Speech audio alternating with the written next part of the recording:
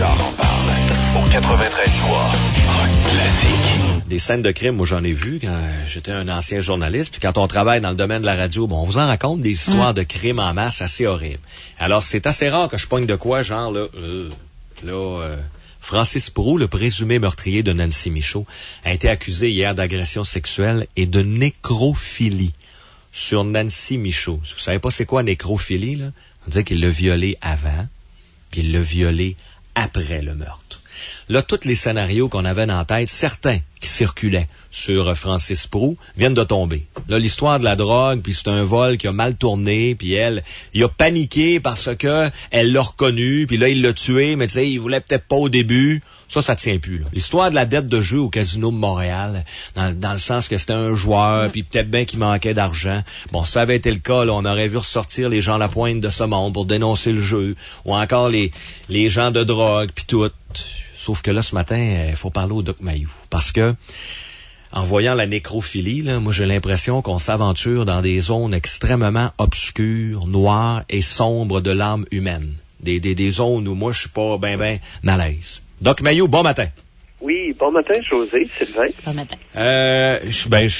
J'ai de la misère à formuler ma première question. Ça laisse un peu sans voix. C'est des cas qu'on ne voit pas souvent. D'abord, vous avez réagi comment en apprenant la nouvelle que Francis Proulx était maintenant accusé de nécrophilie?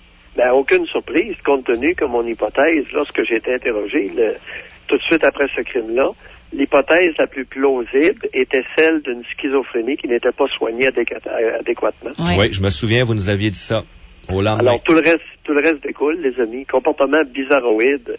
Tout ça, là, est très, très bizarre, désorganisé. N'importe quoi. Mais ça, c'est-tu des gestes qui arrivent souvent, ça, chez des schizophrènes mal diagnostiqués? Non. La schizophrénie est une maladie du cerveau très particulière. Et on est rendu au point où on se demande même s'il n'y aurait pas plusieurs schizophrénies. Aux dernières conférences, je suis allé à Montréal.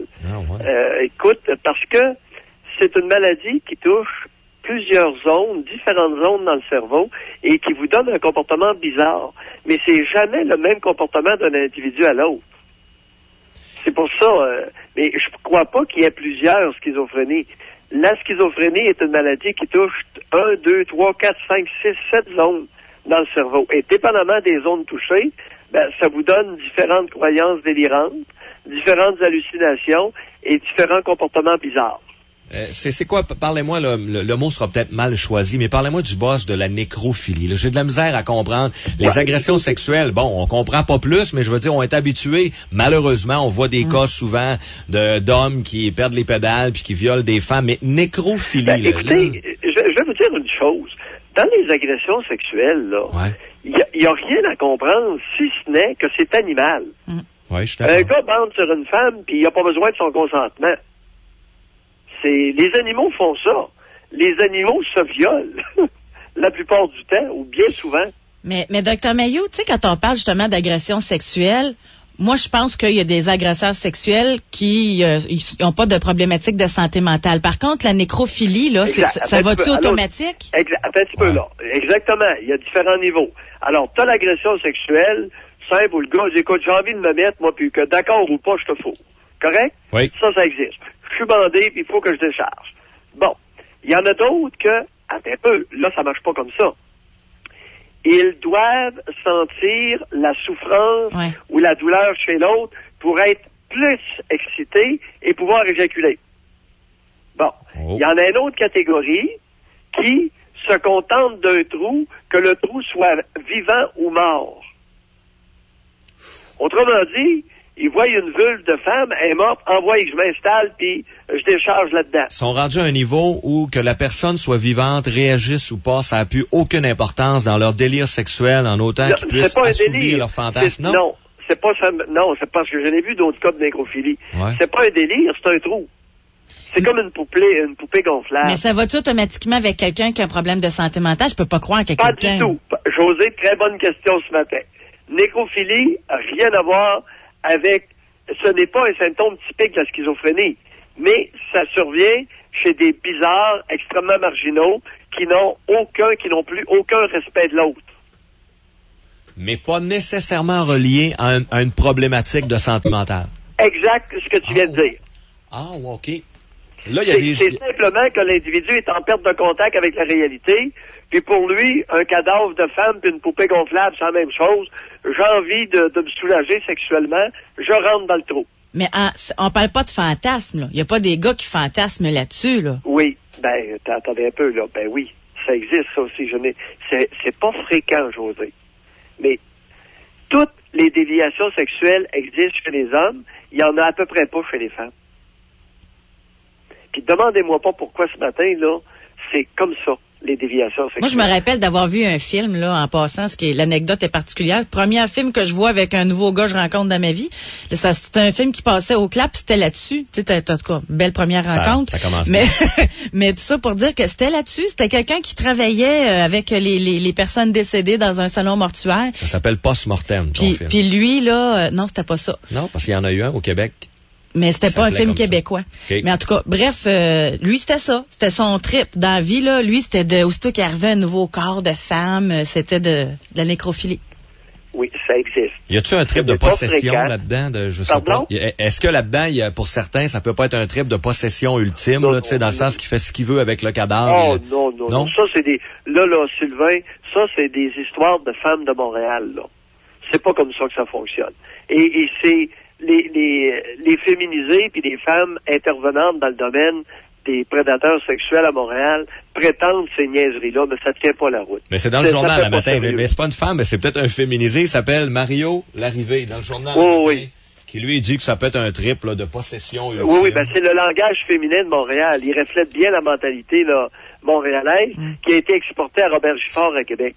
Okay. Alors, mais ça tient pas la route. Mais il y a un autre point. C'est une explication niaiseuse. Puis il y a un autre point aussi que je veux éclaircir, parce qu'on dit que la nécrophilie, la plupart du temps, c'est les hommes qui font ça. Ben là, un gars mort, ça doit pas avoir d'érection, là. Qu'une femme ait le fantasme d'être avec un gars mort, là, il se passera pas grand-chose. Oui, mais elle pourrait avoir des fantasmes de lui pénétrer quelque chose dans l'anus ou de 50 mais elles ne l'ont pas. OK, j'avais oublié ce bord-là. Elles ne l'ont pas, ouais. Pourquoi, juste, la question va peut-être vous paraître, mais pourquoi c'est juste les hommes? Est-ce que c'est chimique? Est-ce que c'est physique que c'est juste les hommes qui ont ces déviances sexuelles-là extrêmes et pas les femmes?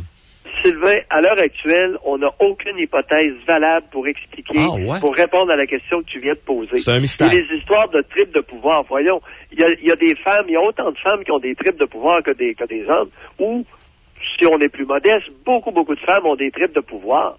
Et ça ne conduit jamais à une déviation sexuelle. Non. Mais ça va-tu aussi avec...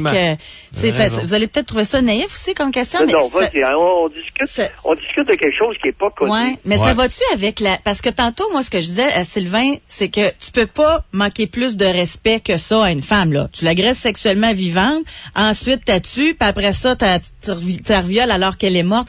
Mais ça va-tu avec la haine des femmes? Il peut-tu... Là, vous allez dire que je fais de la psychologie à 25 mais il peut-tu avoir été blessé par une femme dans le passé, puis là, c'est une façon de se revenger sur les femmes, là, ou... Bon, c'est sûr qu'un manque de respect, ça peut être une partie. Est-ce que ça expliquerait le tout? Très invraisemblable, parce que il y a beaucoup de femmes qui nourrissent une haine des hommes. Et ça ne prend pas la direction sexuelle pour s'exprimer.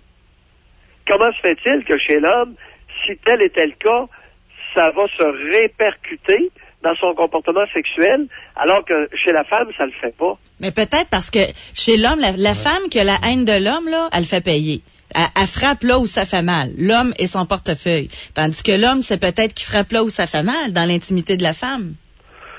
Oui, ça peut être un facteur, mais c'est pas... je comprends ton point, il est intéressant, mais ça me surprendrait que ce soit le facteur le plus explicatif. Que ce soit un facteur contributif, peut-être, mais dans le cas qui nous intéresse, je soupçonnerais beaucoup plus une désorganisation psychotique comme étant le principal facteur qui a donné cours à tous ces comportements bizarroïdes-là. Je pensais ce matin, évidemment, à l'époux, à la famille, aux proches. Le ministre Béchard, on vous l'a sorti, qui a maintenant des troubles gastriques, puis il est rendu à l'hôpital. On spécule, mais ça peut peut-être avoir un lien avec ça. C'est évident qu'il a dû être touché, et plusieurs dans la société. Ouais, mais les amis, là-dessus, je vous arrête, là. OK. J'espère que non, parce que le gars, là, on le congédie sur le champ. OK, vous pensez qu'il faut être plus solide que ça si on est ministre? Il y a des limites à accepter la faiblesse psychologique de politiciens ou d'hommes en poste de responsabilité. Selon vous, quand on est à ce niveau-là... Si jamais c'était le cas, c'est son bleu demain matin, dehors, puis va t'en faire autre chose. Mais Dr. Mailloux, tu sais, c'est un être humain, là. Sa collègue. Lui, toutes les informations qu'on a ce matin, là, il les a peut-être fait quelques jours, là, puis il en sait peut-être encore plus que nous autres encore, là.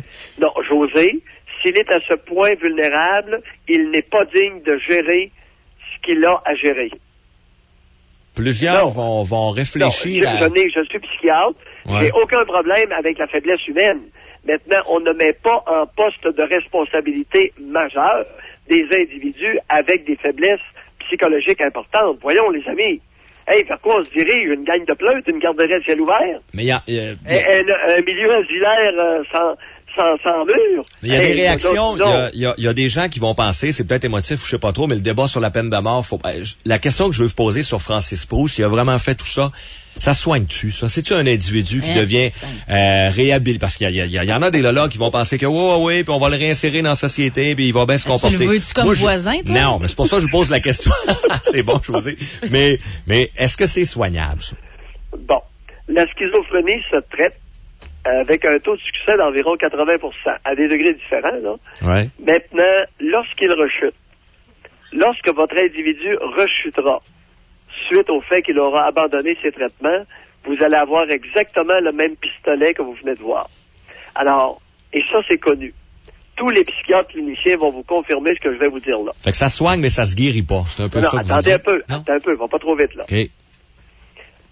Pour un individu qui souffre de schizophrénie, lorsqu'il rechute dans sa maladie, OK? Oui. Il développe à nouveau les mêmes symptômes qu'il a déjà eus et le même niveau de dangerosité qu'il a déjà eu. Est-ce clair sur ce point-là? Oui.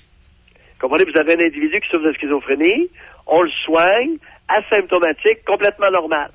Tous les symptômes délirants, hallucinatoires disparaissent et le type fonctionne très bien. Il arrête de prendre ses antipsychotiques, rechute en psychose. Il rechutera dans les mêmes délires, mêmes hallucinations et même des organisations qu'il a déjà présentées. Pour ce cas-là. OK, je comprends. Fait que ça demeure une bombe à retardement tout le temps. Vous savez... Mais ça, c'est un cas enfermé, là, dans le fond. C'est un peu ce que je comprends, là. Ben, en tout cas, c'est un cas à surveiller et avoir à l'œil tout le temps. Même si tu réussis à le traiter, puis il va mieux, puis tout. Mais qui voudrait le garder, là? Tu prends-tu la responsabilité d'un gars de même, là? S'il est bien, il est pas plus dangereux qu'un citoyen normal. S'il est bien traité. Maintenant, c'est sûr que dans ces cas-là, ça prend une ordonnance de traitement à vie.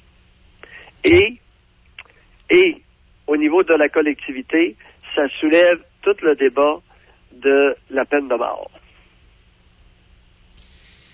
S'il n'est pas reconnu psychotique, si jamais ce n'était pas de la schizophrénie et que c'était un individu extrêmement marginal et déviant, à ce moment-là, non, j'aime autant vous le dire, il n'y a aucune chance de réhabiliter et de rendre un individu comme ça normal.